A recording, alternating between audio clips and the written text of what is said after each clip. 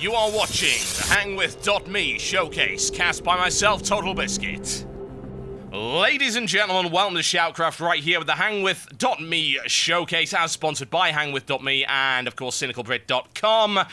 CatZ, yes, CatZ in the orange trunks, down to the southwest of the Steppes of War. He is playing Zerg versus his opponent and teammate, Kiwikaki, in the yellow trunks, playing Protoss. He was looking for something he likes to call the Baneling toilet. Yes, he grabbed that mothership, he looked for the Vortex, he ended up, as far as I can tell, Vortexing his own army, which really was not what he was looking to do there. It was great play with the neural parasite until the moment came for the execution, and it just didn't quite work out. Oh, wow. Oh, well then. We're just gonna have to deal, folks. We're gonna have to deal, and CatZ is now 2-0 down. It is a best of 7, plenty to play for. $200 on the line for the winner, and $50 for the pimpest play. I would have loved to have given that for that, but unfortunately, since it did fail, I don't think that really counts. Bear in mind, that Mothership recall was absolutely fantastic as well. Ooh, CatZ. Interesting stuff. Uses a double extractor trick right there. He's on 12 supply as a direct result of that. Needs to pump out his Overlord pretty rapidly, going straight for the spawning pool. This is an interesting tactic.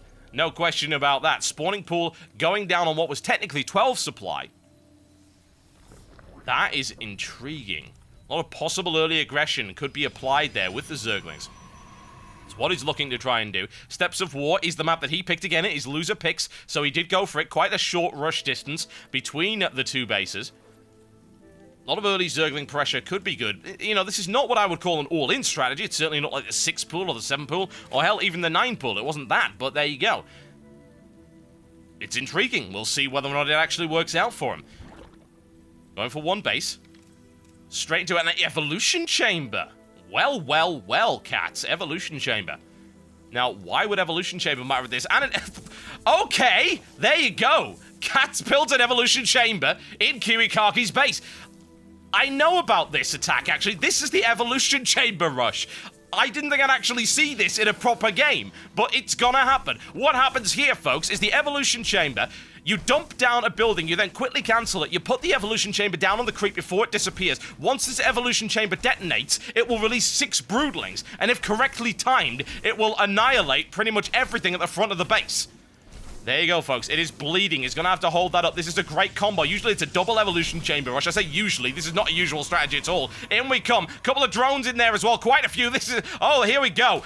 It's gonna pop very, very soon indeed. Kiwikaki holds off. There's the Broodlings. There you go. Free units. Tries to get the damage in just before they die. Can he get it? Looks to try and take the pylon out. If he's able to disable this pylon, then everything that Kiwikaki has strove to build is gonna go down. Unfortunately, it's not enough. He doesn't quite have the pressure. He looks for it. It doesn't happen.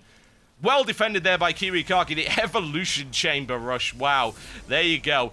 It didn't quite work out, unfortunately. The Zealots able to deal with it. Kiwikaki saw exactly what was going on. He pulled back, and that really is the defense against it, honestly. Pull away from the Broodling so they can't put big damage on. Now, the actual result of that is that CatZ economy is in a complete mess right now. Kiwikaki has now 3 Zealots, and he does have a gateway coming up with that 1 Stalker. Warp Gate is on its way. CatZ is not going to be able to run it with simply Zerglings. He's going to need something else, honestly. And God, that is so problematic. If that had actually worked out again, that would have been potentially devastating. But he's relying now on having to come back from a position where he is at a critical economic deficit. Something that Kiwikaki is going to be able to exploit to its fullest. Rolls out with 3 Zealots plus a Stalker. What's he up against? 6 Zerglings. That's a foregone conclusion. He knows it. Wow, that Zealot's still alive from its engagement there on the ramp. It's going to have a few scars, I think, emotionally and psychologically, but it'll get over it. Pushing forward once again. Where are the defenses? He's only just got that extractor coming up. Wow. So unfortunate there. CatZ tries to give him the runaround, but this is problematic. Kiwikaki is going to be able to really push hard with this. So much money in comparison to his opponent. Look at that. Almost double. Bear in mind the Zerg can recover quite quickly from an economic deficit like that, but they can't recover so fast when they don't have the money to build an army to match what the Protoss has. Kiwikaki, 3 gateways. There you go. Pretty standard. Kiwikaki tends to go 3 gateways through to either a Stargate and then a robotics facility. Always a good idea. There you go, robotics facility. Very popular now for the Protoss simply because Observer's so goddamn cheap. CatZ, you are hanging around, aren't you? At least he's got a little bit of visibility right there. Oh, he takes a Zealot. There you go. Nicely done. Managed to grab that seemingly out of nowhere. He's actually slowly starting to recover. Doing a pretty good job of it as well. Does he have the units to run that barrier, though? Right now, pretty much no. And he's going to find that out very rapidly, especially bearing in mind there is a sentry there. Force field is available. He's going to need a little bit more than that. Tries to go for the metabolic boost. But honestly, if he keeps doing this, and only this, I can only expect Kiwikaki to push out and deal a critical blow to him. Bear in mind, though, he does have Baneling Nest on the way. But again, he's come afoul so many times of Kiwikaki's force field placement. And that could be critical for him.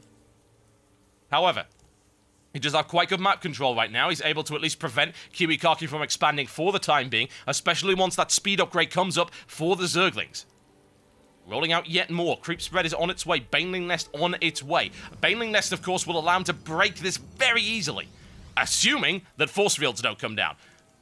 Now, he's just broken out 4 more sentries, which can only indicate to me that he's planning on expanding shortly. He's going to have the money, but he's got an Immortal coming out as well, which will actually prove to be totally useless.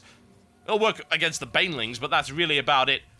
No Roaches coming out, but then he has to assume that his opponent's going Roaches right now. He's got no scouting information to indicate otherwise. It's a pretty logical transition at this point if you're going to try and run a ramp like this, but Banelings are on the way. He has the Morph, folks. Will he be able to break that line? That's the critical thing here. If he can break through that line, then pretty much good game, because he'll continue to swarm the Zerglings in there, rip the economic heart out of the Protoss, and that will be that. Single Zergling sacrificed for the glory of the swarm to get that visibility. Splitting his Banelings down to 2 groups. Can he make the run? It's going to be down to Kiwikaki's plate. He's got the Observer there. Can he get it? Can he get it? No, he can't. Oh, he just gets it. Just gets it right there. It could have taken the pylon. So close. One more Baneling would have done it. Again, falling afoul of the force field placement of Kiwikaki.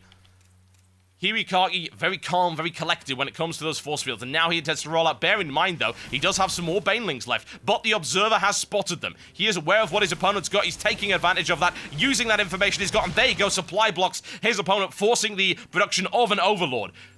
This is where they are. They are out of the way of the Observer for the time being. He does have the Watchtower. There are the Banelings out of the way. What's the count, folks? 5 Zealots, 8 Stalkers, 4 Sentry, 2 Immortals available right here. And once again, CatZ is getting gutted in terms of the ability to build anything. Again, a prime counter to any opponent, stop them from building anything. Banelings from the side, doesn't want the detonation there, but he gets it in the middle. It's good, it's very good. Tears the heart out of the force, but he just doesn't have the numbers. He does not have the numbers, folks. Kiwikaki, great harassment once again on those Overlords, and this is pretty much a foregone conclusion. He's going to keep pushing forward. Takes another Overlord. Nothing is going to get constructed right now for CatZ. No units on the field of any note. 2 Zerglings is all he's got. Pulls all his drones off the line. Last ditch, last stand, Alamo style thing going on right here. Kiwikaki will take them apart. As you can see, here comes the swarm. Can he take an Immortal out of it? He looks for it. The defense is still good, but good game. Ladies and gentlemen, once again, yes, yes indeed, Kiwikaki takes it once again right here. He is now 3-0 up in this best of 7 series, potentially could take a clean sweep.